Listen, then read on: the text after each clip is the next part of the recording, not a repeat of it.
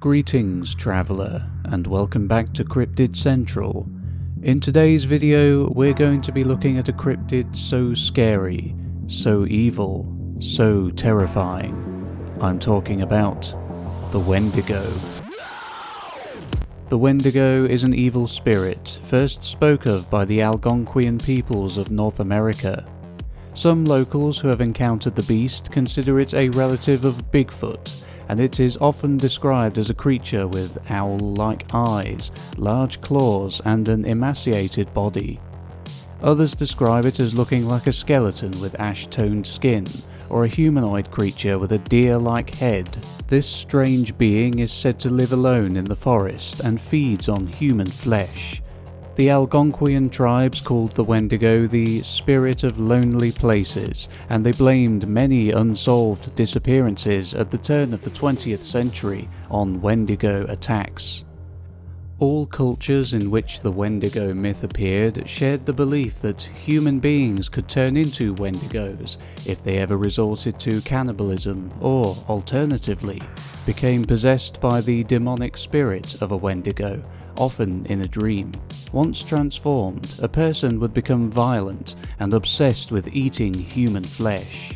The most frequent cause of transformation into a Wendigo was if a person had resorted to cannibalism, consuming the body of another human in order to keep from starving to death during a time of extreme hardship or famine. Among northern Algonquian cultures, cannibalism, even to save one's own life, was viewed as a serious taboo. The proper response to famine was suicide or resignation to death. On one level, the Wendigo myth thus worked as a deterrent and a warning against resorting to cannibalism. Those who did would become Wendigo monsters themselves. Historically, there were many reports in the early 20th century of spirits possessing people in dozens of communities, from northern Quebec to the Rockies. The original tale of the Wendigo goes as follows. The storm lasted so long that they thought they would starve. Finally, when the wind and swirling snow had died away to just a memory, the father, who was a brave warrior, ventured outside. The next storm was already on the horizon, but if food was not found soon, the family would starve.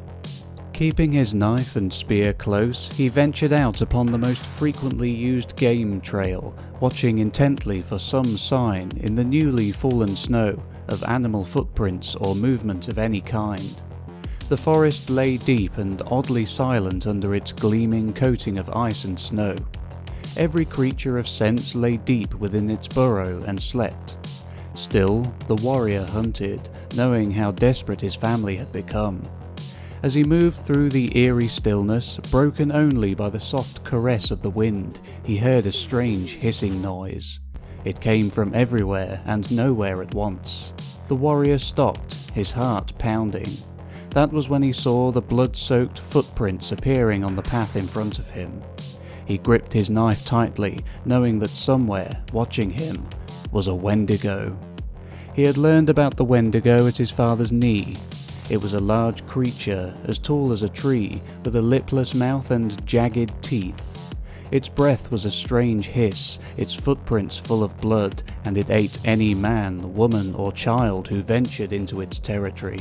And those were the lucky ones. Sometimes the Wendigo chose to possess a person instead, and then the luckless individual became a Wendigo himself, hunting down those he had once loved and feasting upon their flesh.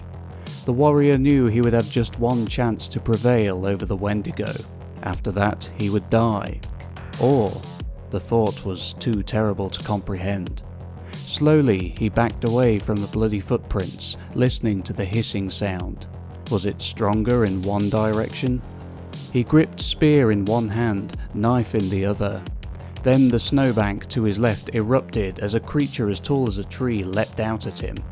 He dove to one side, rolling into the snow so that his clothing was covered and he became hard to see in the grey twilight of the approaching storm.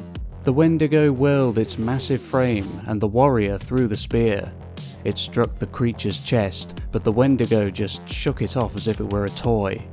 The The warrior crouched behind a small tree as the creature searched the torn-up snow for a trace of him. Perhaps one more chance. The Wendigo loomed over his hiding place, its sharp eyes seeing the outline of him against the tree. It bent down, long arms reaching. The warrior leapt forward as if to embrace the creature and thrust his knife into its fathomless black eye. The Wendigo howled in pain as the blade of the knife sliced into its brain cavity. It tried to pull him off of its chest, but the warrior clung to the creature, stabbing it again and again in the eyes, the head. The Wendigo collapsed to the ground, bleeding profusely, almost crushing the warrior beneath its bulk. He pulled himself loose and stared at the creature, which blended in with its white surroundings so well that he would not have seen it save for the blood pouring from its eyes and ears and scalp. Then the outline of the creature grew misty and it vanished, leaving only a pool of blood to indicate where it had fallen.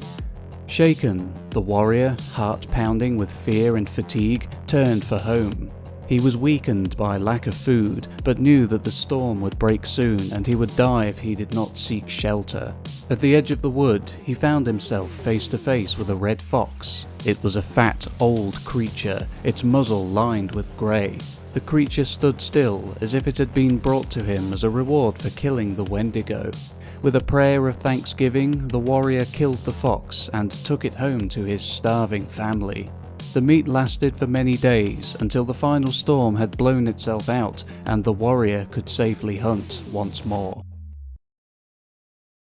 So, traveller, now do you think you'll be setting foot in the east coast forests of North America? For your sake, I hope not.